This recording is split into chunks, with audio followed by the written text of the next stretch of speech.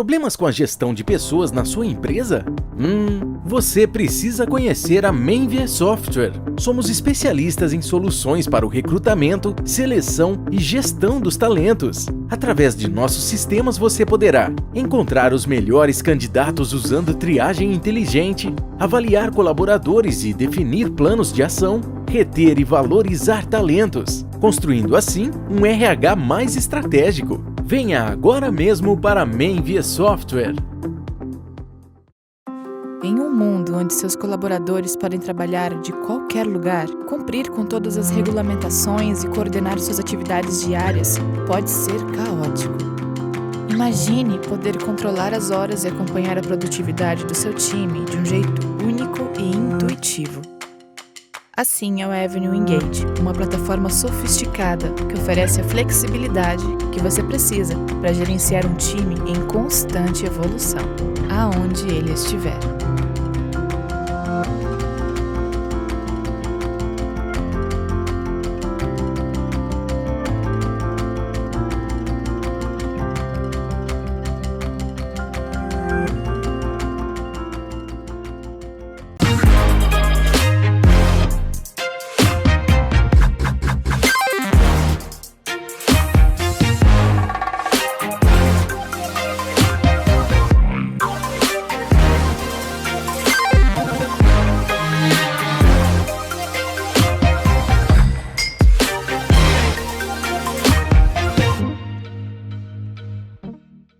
Olá pessoal, sejam muito bem-vindos a mais um conteúdo do RH Summit 2021. Para quem não se acostumou comigo ainda, sou a Jéssica Martins, curadora e âncora desse evento desde a primeira edição. Um evento que nos mata de orgulho porque já impactamos mais de 200 mil pessoas nesses 5 anos, né? E nesse evento aí a gente espera aproximadamente 100 mil pessoas assistindo a esta edição.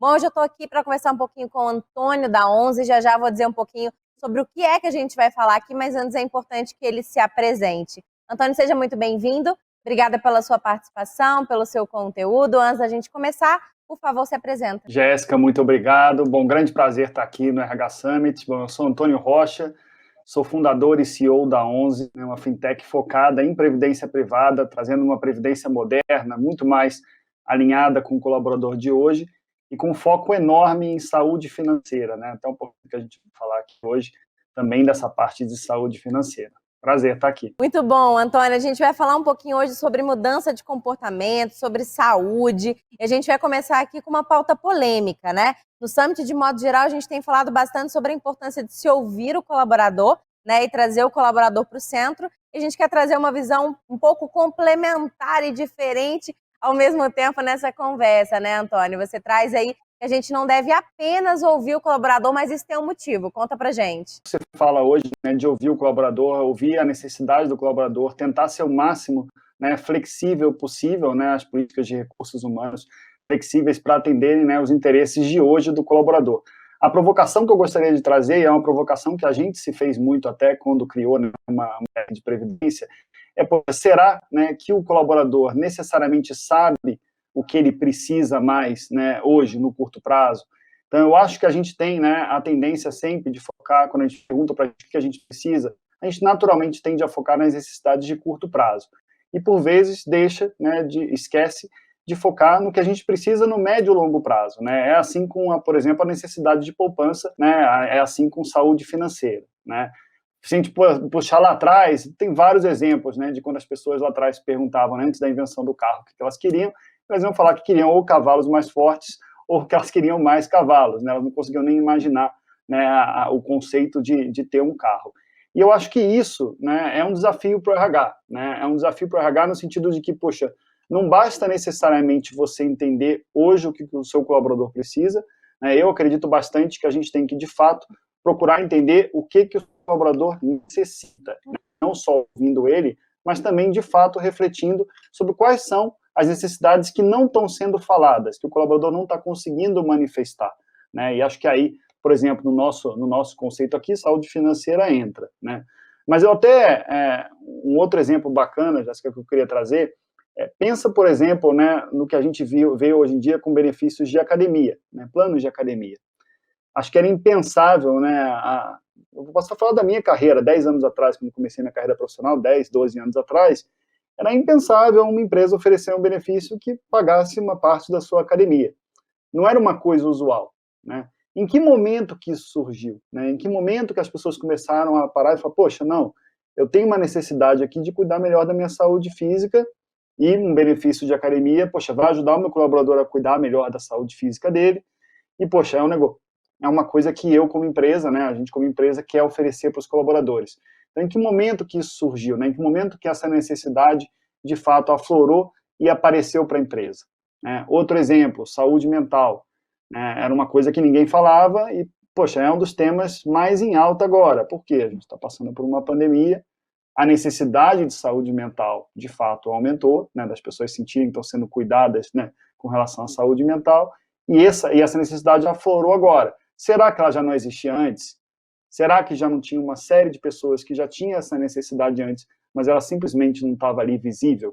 Então, é essa provocação que eu queria trazer aqui para a nossa discussão, né? Como que, por vezes, as pessoas não conseguem necessariamente manifestar as necessidades que elas têm, e o RH tem que ficar atento, né, para, de fato, enxergar essas necessidades. E quais são as suas recomendações para que o RH consiga enxergar essas necessidades, né? Porque aí é uma responsabilidade muito grande a gente delegar isso para o RH, né? Essa percepção desse ambiente do indivíduo na sua unidade, né? Vamos pensar aí como é que a gente vai perceber isso para 5 mil, né, 50 mil pessoas, enfim, que seja 500 pessoas.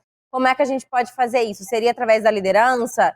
Seria capacitando as pessoas para que elas possam ter um nível de criticidade do que elas precisam melhor? Qual que é a melhor maneira de se fazer isso? Eu acho que hoje em dia, né, os RHs já são muito analíticos, já se tem muita informação para trabalhar. Então, acho que o primeiro passo é, de fato, né, ouvir o colaborador, tanto de maneiras mais tradicionais, né, catalogando, por exemplo, insights de reuniões um a um, né, conversando com gestores para ter a certeza de que os gestores estão, de fato, entendendo a realidade dos colaboradores e enxergando a necessidade deles, né, quais são as necessidades que estão ali, que não estão sendo faladas, que não estão sendo discutidas, né, com a liderança da empresa. Esse é o papel do gestor que está à ponta, né, cuidando ali do seu time de 5, 7 pessoas. Ele consegue ter um pulso muito melhor do que está acontecendo, do que as pessoas estão, de fato, precisando, né? Então, isso acho que é uma maneira um pouco mais tradicional.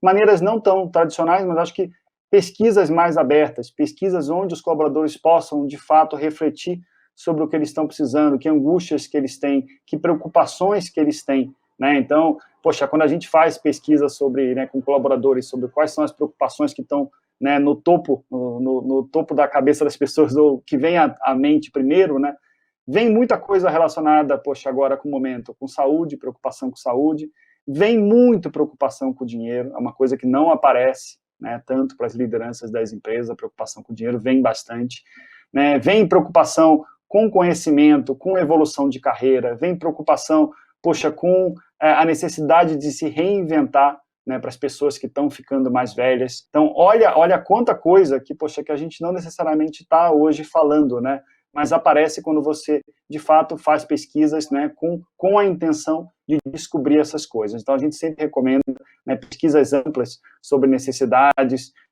pontos de contato frequentes com os colaboradores, para que você consiga, de fato, identificar o que esses colaboradores precisam, né, e até um outro gancho que dá para a gente usar é sobre comportamentos, né.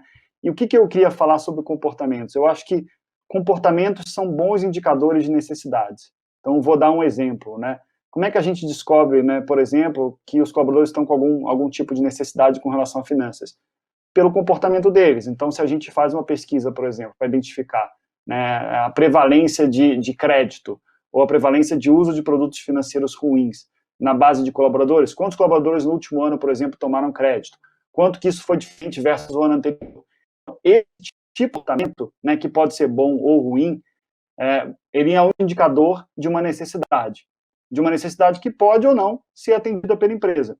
Então, uma outra maneira é você tentando entender quais são os comportamentos dos colaboradores que estão ali indicando ou não uma necessidade que não está sendo falada. Muito bom, você falou de 2 aspectos que eu acho que exigem bastante mudança de comportamento, né, quando a gente olha para alguns cenários, que é a questão da saúde financeira e da própria saúde emocional, né? A gente precisa levar aí os colaboradores para hábitos mais saudáveis com relação a essas duas coisas, e a gente tem que ter muita atenção com relação a isso. Como que o RH, através das suas práticas, pode levar a mudança de comportamento principalmente nesses dois aspectos? Olha, uma coisa que eu gosto sempre de mencionar, né, teve uma influência grande aqui na criação da própria 11, é o conceito de nudge, né, o conceito de empurrãozinho.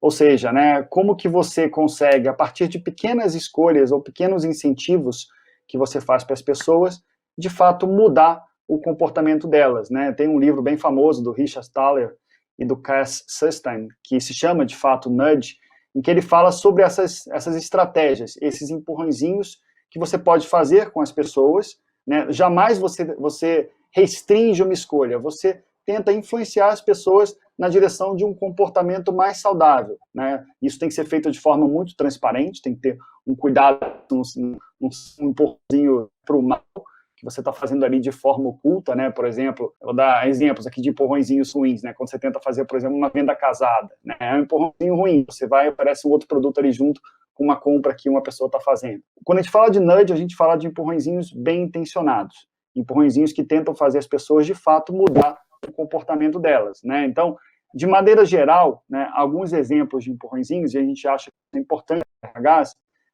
vou dar alguns exemplos, né? Um bem famoso é aquela questão de doação de órgãos, né? Poxa, quando você tem doação de órgãos de maneira, né, a opção por doar os órgãos é feita de maneira obrigatória, ou seja, você começa já como doador e você tem que manifestar a sua opinião de que você não quer doar, as taxas de doação de órgãos são muito maiores. Isso é uma, né, em psicologia comportamental, isso é uma teoria que diz que as pessoas têm uma tendência de ficar no padrão. Então, o RH, a gente acredita que o RH tem um papel importante de tentar facilitar boas decisões dos colaboradores. Outro exemplo, talvez um pouco mais simples, mas famoso também, como que você reduz, né, o uso de papel num escritório? Ou a quantidade de impressão que as pessoas fazem. Você simplesmente diminui a quantidade de impressoras, você afasta a impressora das pessoas, né? Então, é um outro exemplo, né, de um empurrãozinho que você faz, nesse caso, na direção de uma não ação, da pessoa não, né, gastar muito papel, não imprimir demais, não imprimir coisas sem necessidade, e tem muito impacto, né? O impacto dessas pequenas mudanças é enorme, né? Então, a gente acha que uma das áreas que hoje é pouco explorada, né, por RHs, e a gente levanta essa bandeira aqui na 11, é como que o RH consegue, de fato, influenciar comportamento a partir de pequenas mudanças, pequenas dicas, pequenas políticas padrão dentro da empresa. E isso se aplica muito a finanças, né, bastante. Eu achei muito interessante essa sua sugestão e eu fiquei pensando quanto isso pode colaborar para a cultura de modo geral, né? A gente, né, recebe muitas perguntas relativas à cultura, né? Como conduzir uma transformação cultural, né, como reforçar elementos da cultura. A gente sempre está falando sobre a importância de se entender que isso tem a ver, tem relação com o comportamento diário, né, com as coisas que você faz pequenininhas no dia a dia, tanto você quanto colaborador, quanto o RH, quanto a liderança. Então, acho que essa linha de raciocínio de mudança de comportamento, dessa maneira que você está trazendo, faz super sentido também quando a gente quer introduzir alguma coisa na cultura, como, por exemplo, aspectos relacionados à saúde financeira também. Você acha que é por aí, Antônio? Total, exatamente. E aqui a gente tem, né, que ter, poxa, um bom discernimento. Vou dar um exemplo de escolhas que o RH tem que fazer constantemente, né? E a gente conversa muito do lado de previdência, a gente conversa muito com o RH sobre saúde financeira. E um dos principais temas é com relação, por exemplo, a crédito consignado. Repare que, dependendo da situação da empresa, o crédito consignado ele pode ser altamente benéfico. Então, vou explicar. Por exemplo, né, uma empresa onde as pessoas já têm um alto nível de endividamento, né, já está ali com juros super altos, as pessoas já estão, né, comprometidas financeiramente, já estão com dificuldade de pagar os juros das suas dívidas, né, então você tem uma base de colaboradores, vários colaboradores negativados, etc. Você oferecer um benefício, né, de crédito consignado fácil, na mão do colaborador, o colaborador pode trocar uma dívida mais cara por uma dívida mais barata, fantástico, um baita impacto positivo. Em empresas onde isso não necessariamente é um problema tão grande, você dar uma opção para aquele colaborador ter um crédito facilitado para comprar, sei lá, um exemplo, vai poder comprar um iPhone agora em 12 vezes descontado em folha. Você dá essa opção não necessariamente é uma coisa boa. Por quê? Você está tornando mais fácil esse colaborador se endividar, um colaborador que não necessariamente estava endividado antes. Então, essa preocupação, né, essa reflexão de que efeitos de primeira ordem e de segunda ordem você causa nos seus colaboradores é importante, é uma responsabilidade do RH. Então, faz sentido? Poxa, o que a gente vai trazer colocando um benefício desse? A gente vai trazer mais endividamento para as pessoas, o que seria ruim, ou a gente vai trazer um endividamento mais saudável para uma folha que já está endividada, né, o que seria uma coisa altamente positiva, né? Então, esse é um dos exemplos. No nosso caso aqui em Previdência, poxa, tem, né, várias teorias sobre como fazer a adoção de previdência privada ser maior, né, numa população. Então, pesquisas mostram, né, que para você aumentar, por exemplo, a penetração de uma previdência privada numa determinada população, você tem que tornar a adesão a esse benefício muito mais facilitada. Idealmente, uma adesão automática, né? Mesma coisa com a doação de órgãos, né? Alguns países fazem um modelo onde você tem que opt-out, ou seja, você começa numa empresa, você já tem uma previdência privada, você já está ali contribuindo com uma parte do seu salário, e você tem que dizer para a empresa, não, eu não quero contribuir, né? Isso é uma coisa que a gente ainda não consegue fazer no Brasil, mas é uma coisa extremamente importante para aumentar, né, a penetração desse benefício em especial e para aumentar o nível de poupança das pessoas, que é uma das principais, né, coisas que você pode fazer para melhorar a saúde financeira de uma população, é fazer de fato essa população poupar mais, né? Então, você tornando essa poupança automática, descontada em folha, você aumenta essa poupança, você dando incentivos para o colaborador, né, fazendo coparticipação junto com ele, você aumenta a criação de poupança. Então, de novo, né, o exemplo do consignado, esse exemplo que eu dei agora, né, de previdência, acho que são discussões e reflexões importantes para o RH fazer para mudar, né, e melhorar a situação do colaborador com relação à saúde financeira. Muito bom, Antônio. Para a gente encerrar, né, vamos juntar aí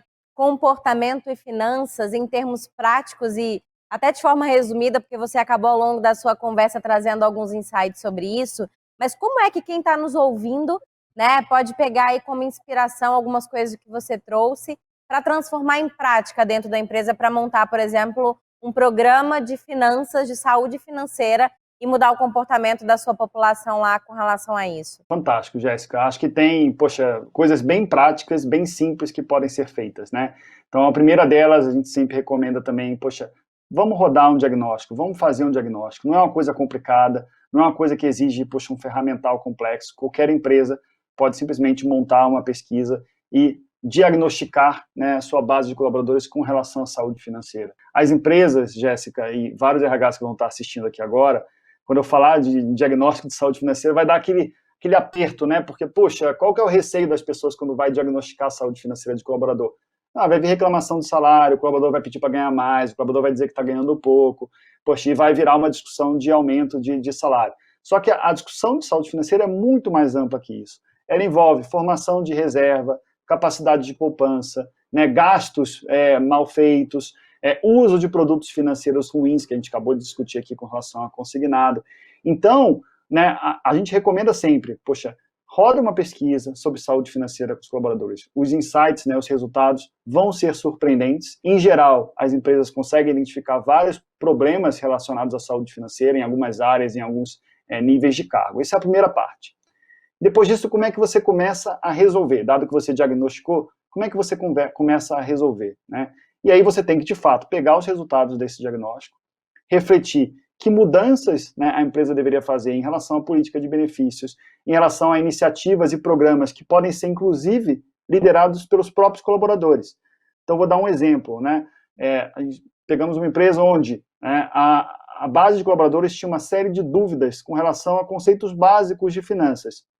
Poxa, como que você pode resolver isso? Claro, uma coisa é você contratando uma empresa para ajudar nisso, outra coisa é você recrutando dentro da empresa voluntários, né, que trabalham, por vezes, na área de financeira, na área de contabilidade, que têm esse conhecimento e que estão dispostos a compartilhar esse conhecimento com os outros. Então, você cria células, você põe esses colaboradores para multiplicar conhecimento, você organiza rodas de conversa, você organiza semanas temáticas com relação a algum aspecto de saúde financeira, trazer um serviço de aconselhamento financeiro para o colaborador. Isso é de um valor imenso, né? Uma coisa que o colaborador se sinta ali confortável. Dele estando com um problema financeiro, ter alguém indicado pela empresa que, poxa, não está ali conflitado, não está ali incentivado, não é o gerente do banco dele, não é o assessor de investimento dele, que vai estar ali vendendo um produto financeiro, ter alguém com quem ele possa falar, discutir aquele problema que ele tem, né, e ter uma solução. Então, acho que passa por isso, passa por conhecimento, né, difundir conhecimento, passa por oferecer assistência, né, por exemplo, especialistas em finanças à disposição dos colaboradores, mas passa fundamentalmente, primeiro, por diagnosticar como está a saúde financeira da base de colaboradores. Perfeito, Antônio. Muito obrigada pela sua participação, pelo conteúdo que você preparou para a gente aqui. Vou pedir para você deixar aí os seus contatos, né? O LinkedIn, se você puder reforçar qual é. A gente sempre deixa no chat o link aqui, mas fala também para a gente poder reforçar, para quem quiser continuar esse papo com você. E também fala sobre as redes sociais ou como que as pessoas podem conhecer um pouco mais sobre a 11. Claro, começando pelo final, para quem quiser conhecer mais sobre a 11, né, o site não tem como ser mais simples, é www.11.com.br. Lá vocês vão entender um pouquinho mais da nossa proposta de saúde financeira, como é que a gente complementa com previdência. O meu LinkedIn também é só colocar Antônio Rocha Júnior, JR, né, Antônio Rocha JR. É fácil me achar por lá também.